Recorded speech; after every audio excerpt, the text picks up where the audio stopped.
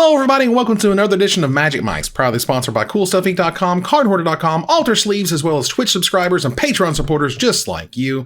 I am Evan Irwin, and we get started each week by saying hello to my two co-hosts, MTG Nerd Girl. Hey, guys. Ruben Bressler. Good evening. How are things? It's a wonderful Thursday, and it's time to talk about Magic stuff. Absolutely. Magic gave us a lot of news to talk about, so we got some stuff. I'm excited. A little bit. Little tiny smidge. Now, if you missed our pre-show, subscribers to this channel get access to our NSFW version early. If you missed that, you can be a patron on Patreon. We do the VODs on YouTube. We post them up there for patrons, which is great, but you can get your chance at $50 worth of anything at CoolStuffInc.com by typing !raffle in the chat. But subscribe first, even with Bezos bucks, to get 2 chances to win. And don't forget our raid at the end of the show to support a member of the community. Enter your suggestions at the end of the show to see who we raid tonight, and that is, of course, thanks to our sponsor, CoolStuffInc.com, where you can find cool stuff in stock every day. Woo! And we're going to move on here to our first pick. Dreams come true. That's what I found this week. Dreams, sometimes tweets. Tell me. Just a dream is a wish that your heart makes. It really is. Never in my life have I said, you know what the best thing wizards can do right now? And of course me, just tweet it out to the planet because that's what I do. Right. You know the best thing wizards can do? They could actually ban Brainstorm that had been on the suspended list for like 70 plus days, and they could ban Debalt's Trickery because that card is absolutely miserable and I hate it. And like 2 to 3 hours later, here comes the announcement for October 13th, banned and restricted. They're not changing anything in standard, you Seeka Chariot haters. They're going to see what happens with Crimson Vow. But Seeka's Chariot is not the villain. It's we'll come back to that. Go to the thing you're excited about. Fair enough. Well, in Historic, Debalt's Trickery is banned as of today. Memory Lapse is suspended in Historic because that card was dumb. And Brainstorm is banned in Historic from suspended. So I got 8 magical wild cards waiting on me when I logged into Magic Arena. That was awesome. They also changed 5 digital only cards. Oh, baby. I can only imagine the satisfaction that R&D received being able to modify their first Magic design proactively ever. I mean, Errata'd here, changed the rules and stack and all that, but this is actually, the Magic card was like this. They didn't like it. The Magic card is like that now. And no one can really do much about it because they're all digital cards. Well, they said that the Davriel's Withering and Davriel Soulbroker can only target a creature an opponent controls because Vesperlark combos were stupid and I hated them and they would draw the game out a bunch. Faceless Agent is a 2/2 from a 2/1. Okay. Sarkhan Wanderer to Shiv's second ability is now +1, so +1 to make a Shivan Dragon in your hand instead of +0. And the Subversive Acolyte changed a little bit from a 2/3 from a 2/2 and had the toughness increase changing as a starting toughness increases. Yeah, which is cool. And so, this is the thing. So they talk about ban and restrict and suspension. So first of all, what do you guys think about the historic bans so far? Before we keep going, because there's a whole bunch here. I mean, I'm happy Brainstorm is gone. I never understood how that card, I'm fine. That I understand they want to reprint it or whatever, but that was never going to be a good idea. They wanted Delver and Brainstorm. And they knew they knew it was coming. Yeah. Yeah. So ultimately, it is good that Brainstorm is banned. It is ultimately good that Debalt's Trickery is banned. It is ultimately good that Memory Lapse is no longer playable in Historic. The suspend list is stupid and bad. It's pretty bad. It is an excuse to not give me wild cards. I fail to see the purpose of the suspend list beyond. I just don't understand the purpose of the suspend list. I think maybe one card has went suspended and then unsuspended. Can someone in chat tell me what that might be? Might have been Burning Tree Emissary. Was it Burning Tree Emissary? They suspended brought it back? 1 or 2 cards. Okay. But regardless, they can just unban it, right? It's fine. Yeah. It is just an excuse, in my opinion, to Winota also maybe. But it's stupid. I hate it. I also am gonna transfer to standard because I am of the mindset that they should have banned Alrund's Epiphany in standard. Really? I don't think it's an overreaction to ban it now. I don't think it's too powerful. I do think that standard after the next set comes out is going to suffer because basically everything that's good in the next set is just going to be overshadowed by Elrond's Epiphany. I mean, we already had that with Ikoria and, right. Well, Throne for a year. Do you want your sales to be good or do you want your sales to not be good? Like, they're too reactionary in their bannings. I think that they should plan ahead and be like, our, standard is going to be more fun for people if we take out the card that's currently dominant. I mean, that's my opinion. Right. For what it's worth, the metagame is what the metagame is. And I found a mono red goblins list that just runs all over these ridiculous Epiphany decks, particularly the red blue Epiphany decks. They just can't stop the super quick attack. You can foretell all you want, buddy. And I'm just like swinging things and then you just die. So for what it's worth, I have definitely played sort of meta decks that have, gone after those decks. I think it's still a thing you can do. Nurgirl, you feel like should the axe be going to a card like that? I mean, I don't think that extra turn cards just should be printed. I don't think it's good for Magic in general, especially something like Epiphany where you can just snowball so well into it with cards like Deluge and take, for cheap, you can cast it twice, which makes no sense. So I don't like the idea that, I'm at 30 life or whatever, and I no longer get to play Magic. I've had someone take 7 turns or something. I'm just like, oh, okay. And it took all 7 to kill me. But that doesn't make for fun Magic, right? Or it makes for very one-sided fun Magic, which is not how I think the game should play. And I think that's going to be a nightmare in paper. I think you have a situation where Wizards keeps printing cards that double your mana. And it was Nissa for a long time, and now it's Goldspan Dragon.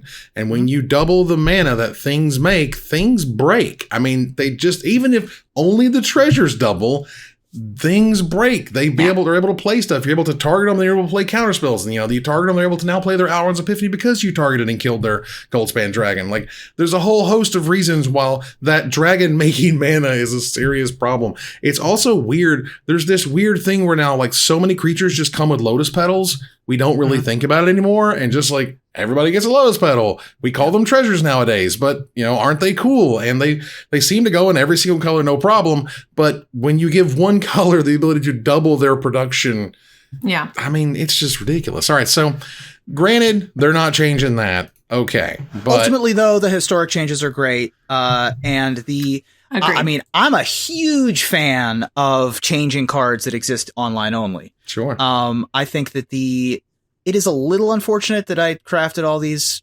Vesper Larks, but who cares really? Ultimately, they're uncommons, the health of the metagame is fine. Right. The change to the 2/3, Subversive Acolyte. Subversive Acolyte. They described why they made that change as wanting it to compete in decks that have gifted Aetherborn, if I'm recalling this correctly. Right. Where they wanted to make people make interesting deck building decisions. That paragraph gave me so much hope for the future. That they're changing cards not just in a vacuum. They're changing cards based on the metagame and where they sit in different decks and what they compete against. And that makes me super hopeful for the future of these digital only cards because that's super interesting to me. That's something we've never been able to do before. And that is just such a cool and interesting knob that they can twist now, which is awesome. You have a situation. Now, there's this whole bit here about rebalanced cards, rebalancing notes that they made on each of them, and the hows and the whys. And again, particularly this one little bit here where they talk about rebalanced cards, and we're very aware that there's arena players who want to have a game that's authentic representation of tabletop Magic, and our print formats will remain exactly that, and so on and so forth. This is the super duper kid glove version of Tommy, sometimes things change, and your doggy was getting getting older, and sometimes things happen. You got a little bit sick, so stuff is different now. Like, I swear to God, this entire bit reads exactly like that, of them going like, how things can change, and when we move a number and we do a thing and we do a stuff, and maybe paper stuff will be different than digital stuff. This to me sounds like, you remember those arguments, Ruben, that we used to have about like how Magic was treated, like the Pro Tour, when the Pro Tour was on the feature match stage versus the Pro Tour matches that were off the feature match stage, and they just had to treat them the same. And it was like, why are you doing this? You don't have to treat them. They're entirely different animals that do entirely different things. And so finally they figured out, oh wait, we should treat the feature matches differently and not be weird about it. And I feel like this is where they're going, of like, we're going to treat digital Magic differently than print Magic. They put the Microsoft guy in charge, and are you seriously like shocked that they make it a digital first game and not a paper first game? Because putting digital first means you don't care that much about paper constructed. Oh, what weird. They don't care that much about paper constructed anymore. And doing digital only means they have digital only cards, and digital focus means they have the ability to change cards as they see fit to make a better digital game. If the print version is up to date and up to code, fantastic. This will begin with just the digital card changes. So let me tell you, this will be just the digital card changes. Then they're going to go back and do that mirror thing for real, where you can actually play Oko on, in Magic Arena. And then one day they're going to change something like an All-Runs Epiphany, or maybe just something just in Historic to start with. And they'll change something just in Historic, and then they'll go back and they'll change maybe one other thing just to put the toe in the water, just to see what happens. And they'll say something like, well, instead of getting rid of Alrun's Epiphany, we'll make it more expensive. We'll add a blue. We'll add a generic mana. We'll make something that makes it a little bit worse. We'll make it make no birds, for example. There's a whole host of ways you can make that card just a little bit worse and see if that really affects things. And that, to me, feels like what they're explaining here. Am I the only one getting that here? So this is actually really common. This is something that's been going on with Hearthstone forever. Every single digital card game that's out there right now does do these sorts of reworks on cards. And they'll, do exactly what you're saying, tweak with a attack point or a mana cost. And that's really common. I think it's pretty healthy for the state of the digital game.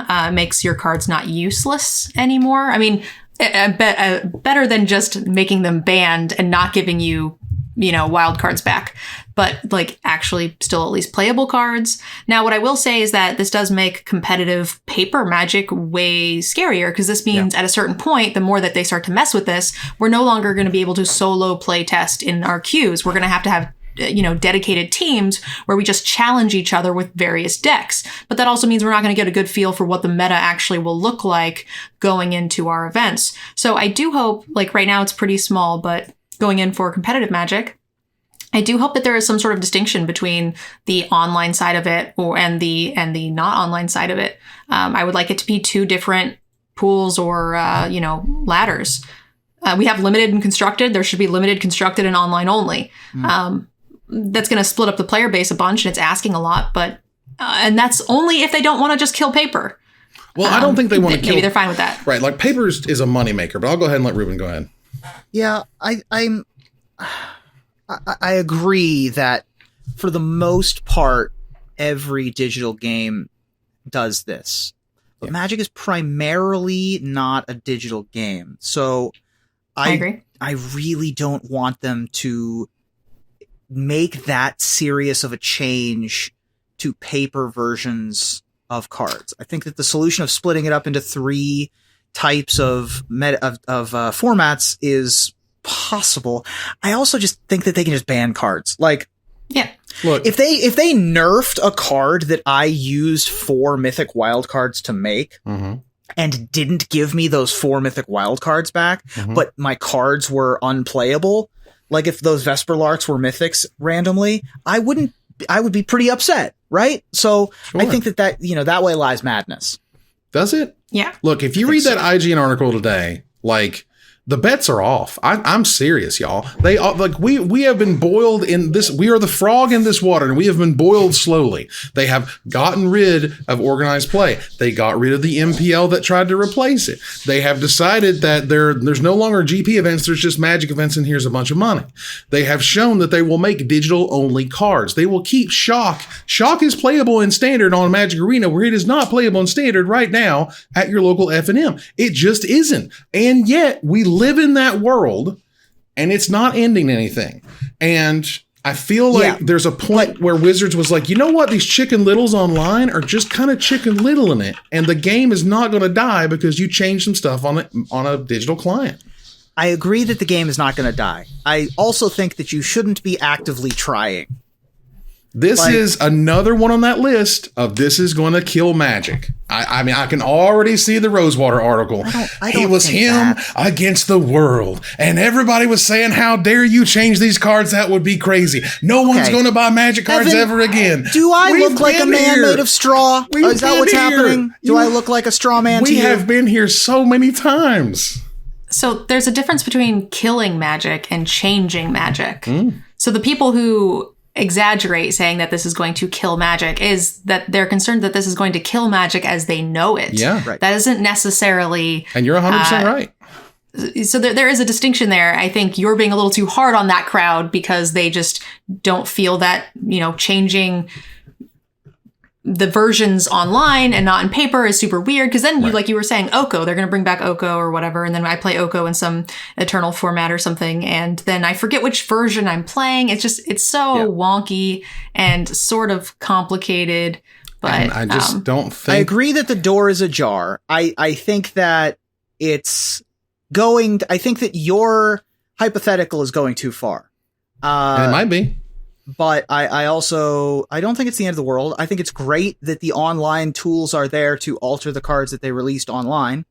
And I think that they can just ban cards instead of suspending them, changing them if they print them in real life, because you can't change what's on the piece of paper. Right. I just want to play with Oko. Like right now, I just want to play with Oko. I don't care what you do to him. Change his mana cost, change his numbers. But like I have 4 Oko that do nothing but look at me. I can't play him in any way. It's not like I can play him in Historic Brawl. Can't do it there either. Right. Like, I want to play with my magical cards, digital or not. And, this is just one of those things that, y'all, I've been in this a long time. They can definitely ban cards in real life and then change them online. Sure. I And think again, that's an option. I think the easiest way is to start by just changing a historic card that they probably put in Mystical Archive or whatever. And they're like, what if we tweaked Mizzix Mastery or whatever by a mana cost or something? It's going to be because they are not going to do some overnight. We change 7 cards in Standard. They're going to be, a little bit here, a little bit there. And we move on. All right. Anyway, that was the whole thing. And it was great. And I enjoy those changes. We're going to move over here to gather the townsfolk. Thanks to our sponsor, cardhoarder.com, offering the best inventory prices and delivery of cards for Magic Online. Check them out. Tell them we said, we sent you. And move on here to gather the townsfolk, of course, where we talk about the World Championship Roundup. Ruben, Yata was a thing. Yata! That was awesome. It was great. Good. Oh man. I love emotion in my Magic the Gathering players. I loved Ari Lax's Zergos Helm Smasher. Lightning Helix off the top, oh my god, right? Like slamming down the Force of Will in the with what's his name? Dark Confidant. Yeah. Bob Marr. Yeah. The emotion, the pageantry. I love all that stuff. It's and seeing that emotion in an online game is unique. Like we haven't really seen that. We haven't had that kind of moment. And to see Takahashi, with that, he breaks down crying and you can see what it means to him. Yeah. And it's amazing. I love it so much. Yeah, the being congratulated by Kai when he's talked about it, he bought Kai's World Championship deck, from back in the day, like absolutely incredible, and just a wonderful way to kind of cinch up that storyline for Worlds. I thought it was great. So Yuta Takahashi is your Magic the Gathering World Champion. He won with Dragons. Really. Dragons, yeah. Is it? I think he had a I think he had one Epiphany in the deck. Mm-hmm. It was mostly a Dragon's sort of more mid-rangey kind of strategy. Mm-hmm. Yeah, the list was pretty interesting. The one Epiphany was definitely something I was not expecting to see a one of in a list. But there was some interesting stuff going on with it. He also, pretty interesting to know, is he 0-3'd the draft portion and then managed to rattle off every single win after that, which is really impressive. Yeah. Also, I know it wasn't meant as a dig, but Wizards then made a tweet saying that even if you're not good at draft, you can still be good at Magic, which someone has to 0-3 in a draft pod, right? Like these are literally the best players in the world. And that just sounded so cringy to me from the Wizards. Like, who is this person that you have given your account? Like, and then later they came back and they were like, I was obviously talking about myself. I'm really bad at this or something. And I was like, guys. It's fine. It was a sad it's cringy. comment. No, look, not every tweet is going to be the winner. I was fine with that. Right. This to me is a good example of being a little oversensitive at times when it comes to the how dare yous, you know. But also, it also wasn't a good tweet. They still stepped in it, but it also was not a good tweet. A little silly, ultimately. I thought it was, so the top four was Ondřej Stráský, Yuta Takahashi, Jan-Emmanuel Dupré, and Jan Merkel, which is 3 European players and a Japanese player. No Americans in the top 8. Yeah. Or top 4. I don't have the stats in front of me, but in recent memory, I can't think of a time since the late 2000s, probably, when, all of the top 8 was Japanese players. So, this is a world game, 4 different countries also. So. All right. Well, get ready here. We now know officially when we're going to see Crimson Tide preview, or Crimson Vow previews, rather. Crimson Vow is... Crimson Tide previews. Hey-o. Here we go. Let's go, Bama. That's right. All right. Crimson Vow preview is going to start on October 28th. That's 2 weeks from tonight. We're going to be chitter-chatting all about what they show us. I'm pretty excited about that. That should be a good time. Congratulations Is that our Halloween episode? That will be close to our Halloween episode, yes. That'll have to be our Halloween episode. All right. If we're doing something for Halloween. Do we have a preview card? Not that I know of. I'll double check once again. It certainly has slipped through the net before. Congratulations, of course, to Ellie of the Veil, who can now be called a casual play design associate at Wizards of the Coast. Interesting title. Is that a job title we've heard before? Well, there's been the play design, right? And casual play design. I don't believe I've had the C word in front of there before. Yeah, I don't know if I've heard casual play design as a thing. Yeah. But yeah, of course, congratulations to Ellie. Well deserved. Yeah. Can't wait to see what she does as WotC staff. I got there officially writing this, but goodbye content creation. Hello game design. Woo.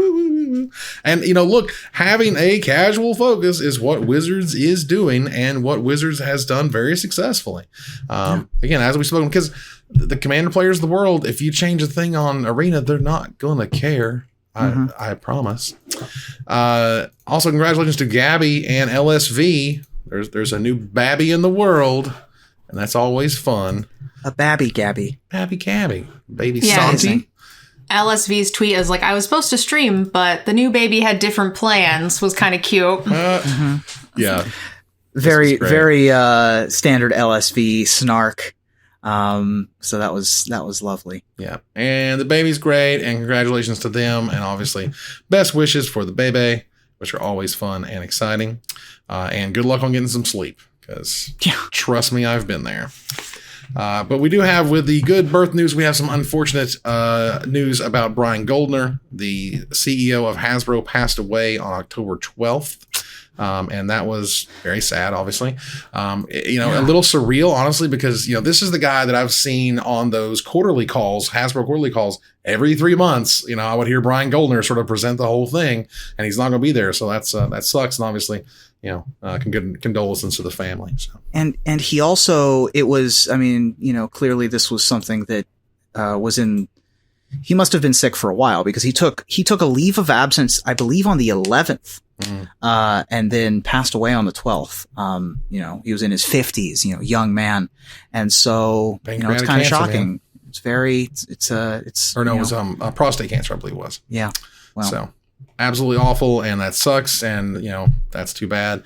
But I think he did some fantastic stuff with Hasbro while he was at the helm, and we're seeing the results of that stuff today, quite frankly. Absolutely. All right. We're going to move on from Desperate Raving, or to Desperate Ravings, rather. Check out our altar sleeves and get that slide up and running for you guys.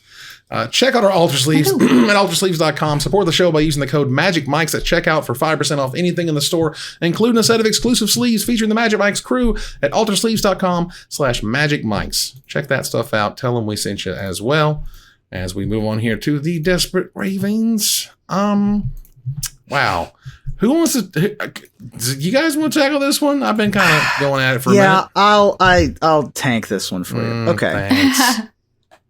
So one of the things that happened today is that we haven't even really talked about all the secret layers that dropped today. Yeah, we can wrap it up into this story. I guess we can let's back it up a little bit, right? Yeah, let's start out with the secret layers, and then I'll tank this portion. Right. We'll get there. All right, so let's move back on here. Let's take it here to Desperate Ravings. Let's go ahead and break open that window. The October Super Drop. That was the biggest news, more or less, of the day. I wanted to talk to the ban and restricted announcement. But regardless, October Super Drop. It's a secret layer. They're wanting to sell you a whole bunch of stuff. The biggest bundle of all is $450.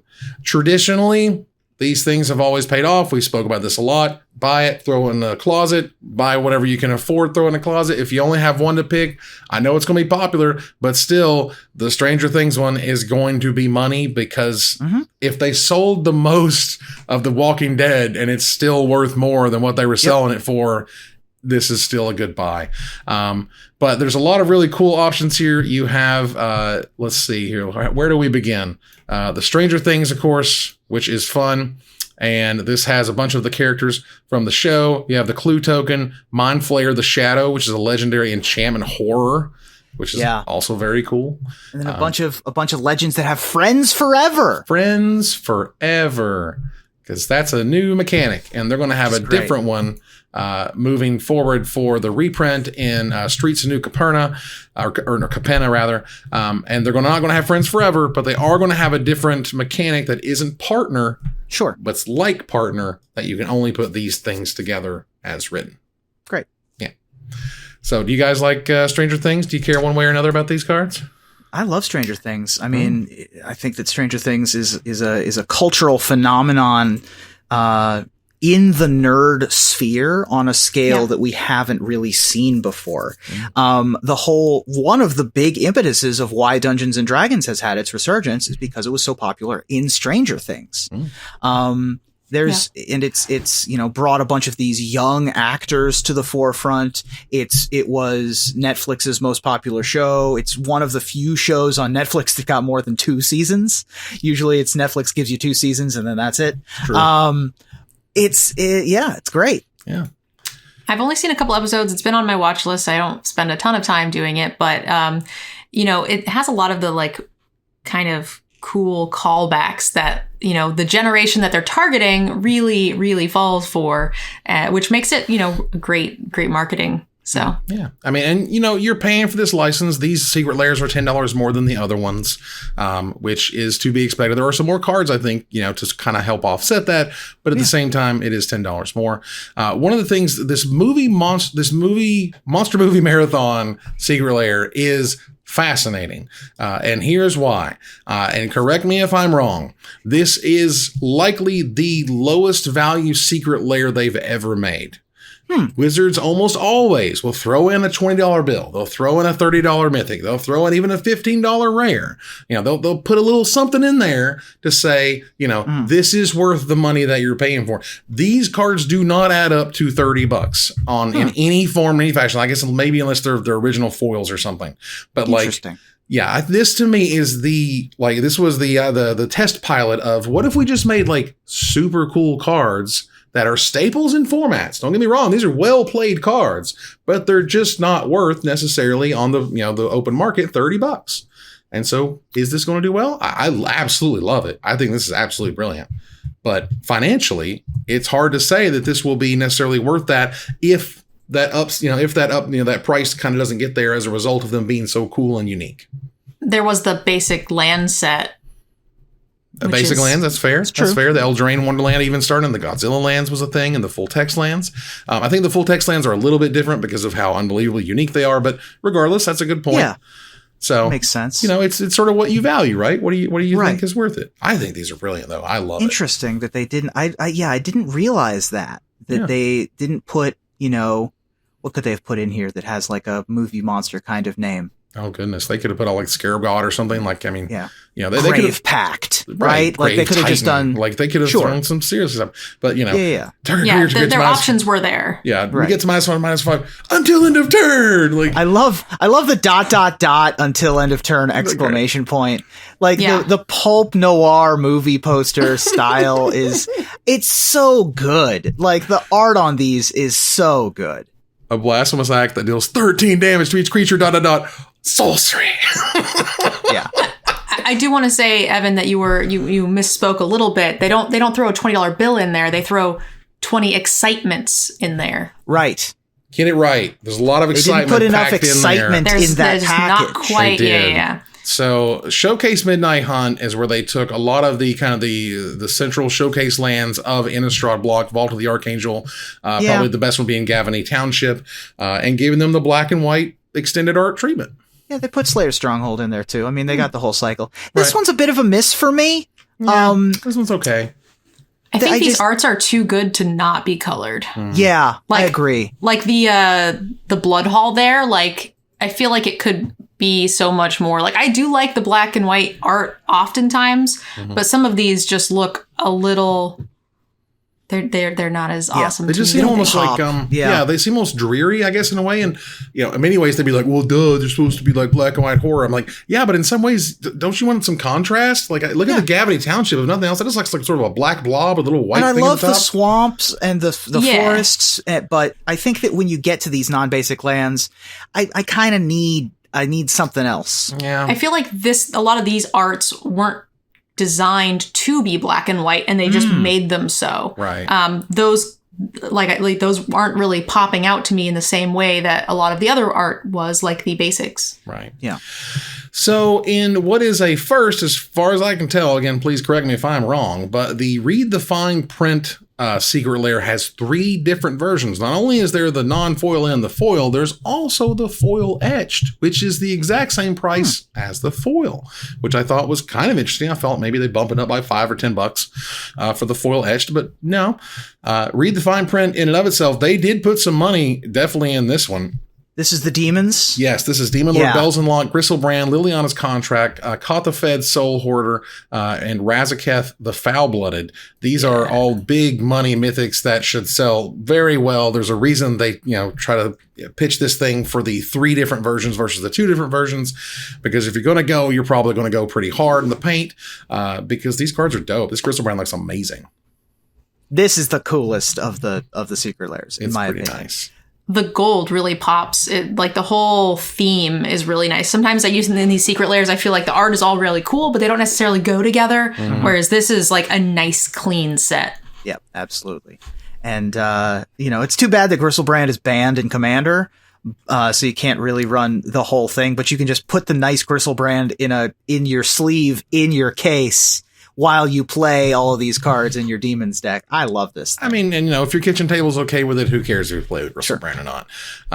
But yeah, these cards are all sweet and great, and this is, as a pilot program for the 3 versions, I'll take it. Moving on from that one is the Thrilling Tales of the Undead. They put the money in this one because it's 3 cards. So this one has Rise of the Dark Realms. That's a big, big one. Liliana Death's Majesty and Gravecrawler. All of these are like home run hits. And this to me feels like they're piling the idea of getting less cards, right? Right. It says 3 cards total. Usually you've had at least 5. Have you gotten less than 5 in one of these before? I love the fuzzy pink slippers on the Gravecrawler. Yeah. She'll get revenge, or she'll die trying. Yeah, this That's is. incredible. This is the same.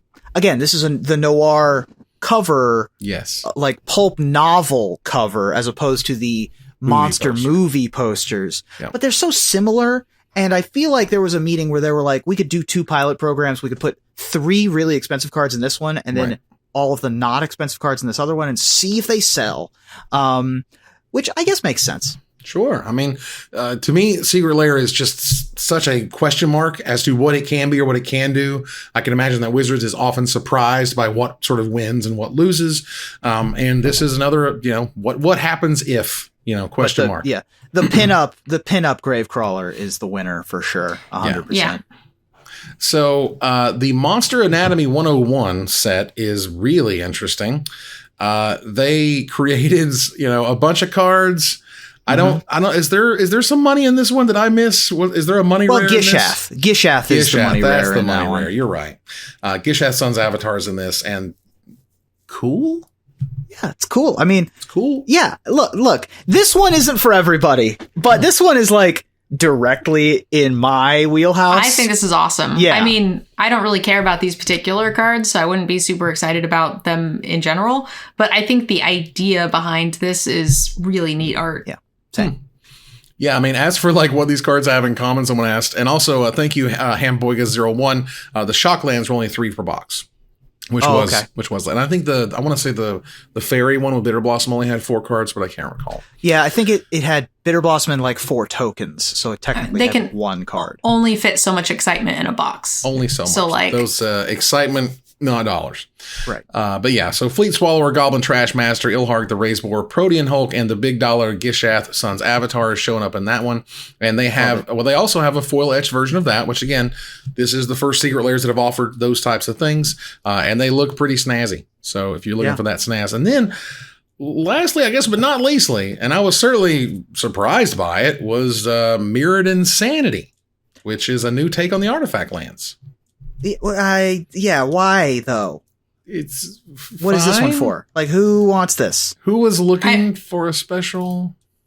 This reminds me of Mellow Mushroom Pizza Place. Yeah, I've been to the Mellow Mushroom.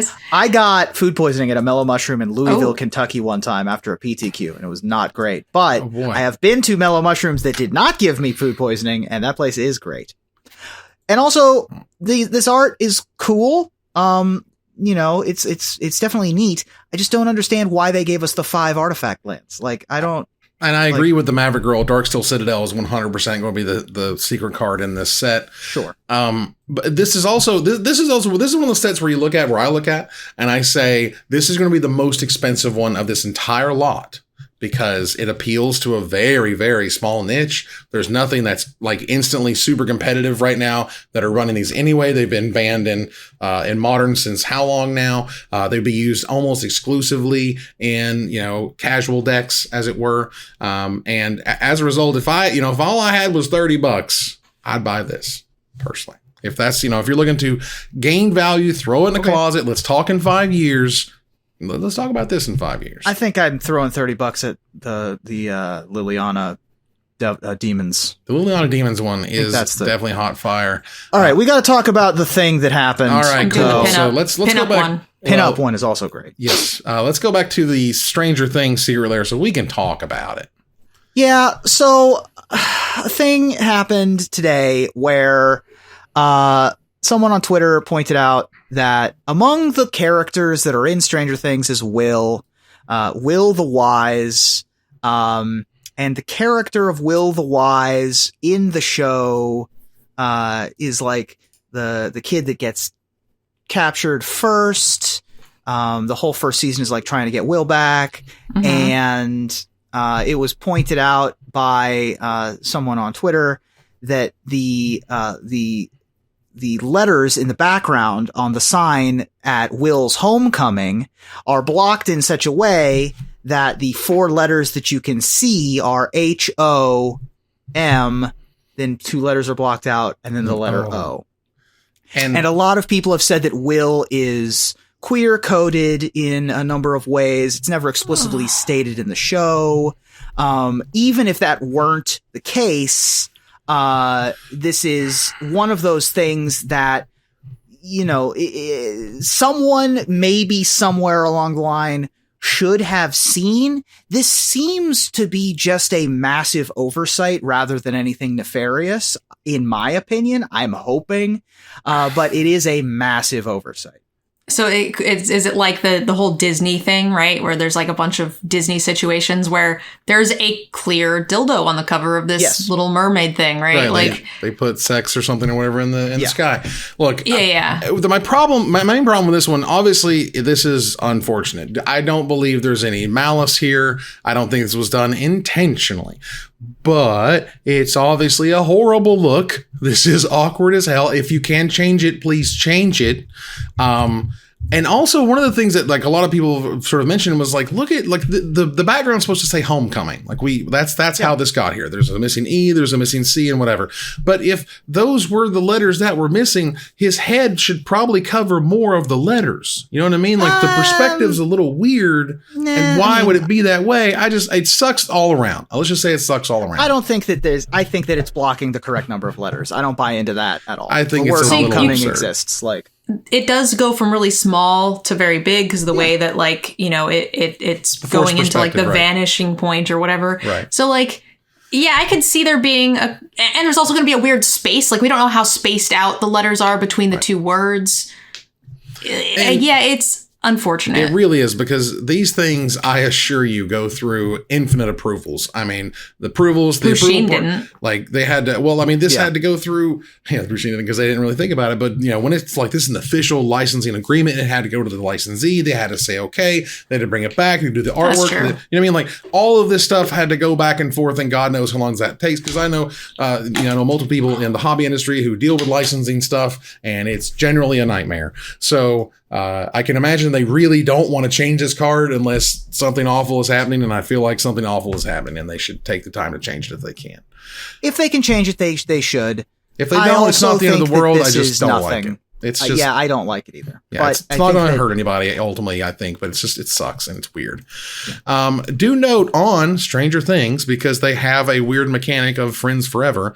The rules committee of Commander were just like, they will be legal. They'll have the same rules as anything else. They can't be used with partner because partner says the partners have to have the partner mechanic, and this is not the partner mechanic. And just sort of an FYI that those who are curious of, hey, can I play my Stranger Things cards? Well, yeah, of course you can. And yeah.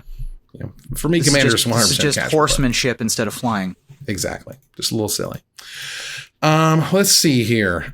We have a report here on ICV2. ICV2.com is like super hobby industry based, but it does pop up on Magic time to time, of course. And they noted that Heritage Auctions announced that they're going to have several high-end sealed TCG booster boxes auctioned off on November 6th, through 7th. And this is stuff like a Magic the Gathering Unlimited booster box, a Magic the Gathering Antiquities booster box, which is also going to be incredibly expensive, is my guess. But you're also going to be very careful around certain auction houses and who they're owned by and how they're organized and how they run. And if you're a part of our Discord, I've linked it before. There's a really terrific video on how Heritage Auctions also kind of dipped their toe in the video game collecting market and drove up a bunch of prices of a Super Mario game, for example, to stupid amounts. And if you think they're not doing that with MTG, give it a few months, because they've been at it for a while now. Yeah. Do your own due diligence. Yeah. Be careful. Don't do anything silly. Let's see here. There's a terrible string of LGS robberies right now across the Midwest. Yes. And this has to stop. What the hell is going on?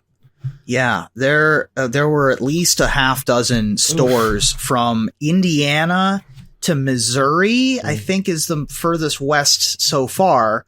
But it was, like a half dozen stores got broken into.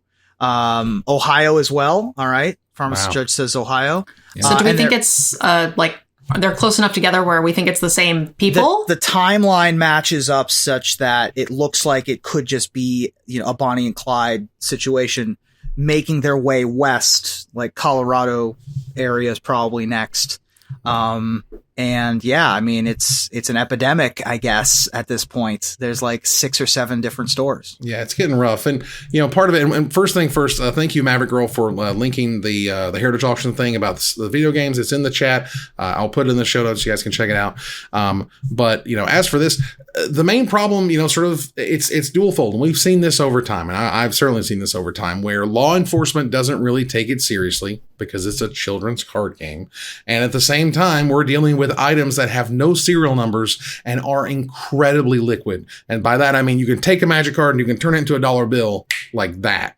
And no one has any record as to where that card came from other than you said it was yours and you gave it to them. So unless there's some crazy unique alters or sign cards or something that would tip someone off, by and large, you take that Black Lotus out of somebody's hand, it's my Black Lotus, and that's a serious problem. Yeah, I'm also worried, so I know a lot of people who've stolen decks and stuff and then turn around and try and sell it at the same stinking event inside the deck box and they get busted. But if people are planning out a route, taking down actual stores and compiling a huge collection of product, who knows what state that's going to end up in? Who knows how long they're going to sit on it or how they'll shuffle it all together and redisperse it. Right. So yeah, this is sucky and it's not like card store owners aren't having enough problems through the pandemic and everything else as it is. So I really hope that these people stop. I hope that they're not fans of the game. Yeah. Because they should know better. Because they're not doing anything positive for it. So it looks like a similar bag was caught on camera. Right, between the robberies. Between 2 of the robberies. So it is not just coincident or not just circumstantial. There is some actual evidence that this might be a coordinated strike. Right. Okay. So I want to move past some other bits here down to splash damage because I want to touch on this flesh and blood thing with Alpha Investments. Old Rudy from Alpha Investments. So Flesh and Blood has always been a bit of a question mark. It's always been kind of weird. New CCGs always are. Everyone's afraid that if they either didn't get in when they should have, or they didn't get out because it's dying and no one knows it yet or whatever. It turns out that, a couple of years ago when the game was first coming out, Rudy was a big supporter of it. And as a result, had paid for a 10,000 print run promo card sort of set that he got. So he got 10,000 copies of this promo set. And he said he was going to sell them for $1,000 each, and he was going to burn the rest of them that did not sell so that they could know exactly how many were in the world or whatever. This was the big gimmick. He was only going to do it for 24 hours. As many people wanted it, $1,000 a pop, patrons only, let's go. And reports are that he sold out, that he made $1.5 million selling promos from from Flesh and Blood. And so, first of all, more power to him, capitalism, yay, whatever. Okay. The main issue is that it looks really bad for Flesh and Blood. And I understand that this was a deal that happened, years ago between the 2 of them because he was promoting it back then. And then there was the question of maybe Rudy was pumping up Flesh and Blood just because he knew that he had this in his back pocket and one day he could cash in on it. Questions of, he did this just because he wants to feel things or whatever, which is also kind of silly. But this is, let me just say this way. This is the type of crap that if you do it, creates reserved lists. Because when people kind of manipulate things and or try to, sort of take something and make it into this money, spew because you gave them something unique, well, that's when they say, well, we're not going to make more unique things, or we're not going to make more unique promos, or we're not going to give out certain benefits to certain creators because they kind of took it and took the money and ran, basically. Yeah. That's the question. That is a heck of a long game, but holy smokes. Someone's saying that he released a video saying the final was just under 1,400, which is still a fair amount less than selling out. $1.4 million is a lot of money. Sure. That's a lot of money. So yeah, congratulations to him. Yeah. So this is obviously interesting. Right. I think that if I'm Rudy from Alpha Investments and my job is to get views on my YouTube channel and drum up support for games that I want to be popular, then... And games that he sells through his Patreon. Sure, fine. Right. Then and I get this promotional product. Right. and this limited print run, and I would like for this to be worth $1.5 million someday. It's worth my time and energy to pump up this game and be as Excited boisterous about as it I and can make videos be, about it and all that stuff. right? And all that stuff. There's nothing to. I don't think there's anything wrong here. This is just Rudy being Rudy again, right? I mean, isn't that literally what his content is about? Is about taking product and making money from it. So like, it's totally in his wheelhouse. I can't really. Yeah, can't fault him for Right. advertising Flesh and Blood so that his Flesh and Blood card collection goes up in price. Right. The wonderful irony is that it is both plausible that he made $1.4 million and plausible that he literally just made up a lot of it or most of it and sold very little. And we'll probably never know the answer. I've also never watched Congratulations. an Alpha Investments video. Like, I've never seen a single one of them. The man, because look, Rudy is charismatic. That's what he's got going for him. He's charismatic and he's a good communicator. He can explain to you how a lot of the business works and why he does the things he does. Some of the rest of it is just like memes, BS or whatever. But, you know, at the core of it, the man does own a business and he does resell product. And none of what he was saying on a majority of those things is untrue. And then a lot of times he'll see like a smoke signal and he'll think it's one thing. And most of the time it's not even anywhere close to that, but he'll just go off on the conspiracy theory and off he goes. But I don't know anybody else who does stuff like that. put the tinfoil hat back we on. see how it is. We see. All right. Unless you guys feel strongly about any of the remaining stories, excuse me, I was going to go ahead and turn the corner here. I'm good. All right. We'll turn the corner here to the finisher. This week, Carmen Handy tweeted, quote, which existing magic mechanic / keyword best describes you and why? And I want to hear your thoughts. So friends, which existing magic mechanic or keyword best describes you and why, Ruben? Well, in response to the tweet, I said bands with other legends because, well, look at my co-hosts. But having thought about it a little more, I think I have evoke because I'm a comedian. I'm a storyteller. And of course, I'm always on my way in and out of wherever I move to. You're not anywhere for long. You're just evoked. Right. And I was born a traveling man. Nice. Nerd girl? I think I have Convoke because I help my community by bringing people together. I tap into resources to make big things happen and definitely strike a chord with my viewers. A chord well of played. calling, as it were. We did it. I describe myself as having Cascade because I'm a random action, generating balls of memes and energy. And of course, I have Populate, #5kids. But I think ultimately, I must say that if my 15 years of magic content creation means anything, it's that I have Spectacle. Yeah. Spectacle. We're here. We're doing it. And that ends another live episode of Magic Mics. Thanks for joining us here to discuss all Heyo. things magic. Thank you, Nerd Girl. Thanks for having me. Thank you, Ruben. Mwah. Thanks for joining us, everybody. We move here to our final slide. All right. I want to thank our sponsor, CoolStuffing.com, our co-sponsors, CardHoarder.com, and Alter Sleeves. Use the code MagicMics at AlterSleeves.com. My co-hosts, Nerd Girl and Ruben Bresser, you guys for watching and listening, and hope you support us at Patreon.com/MagicMics. Please follow, like, tweet, favorite, share, subscribe to everything social that tells people we exist. Catch us online on our Discord, Twitch.tv at Magic Mics, on Twitter at Magic Mics Cast, our Magic Mics subreddit, and like the Magic Mics page on Facebook. Or join us here next week, same time, same place, for another episode of Magic Mics. Good night, everybody.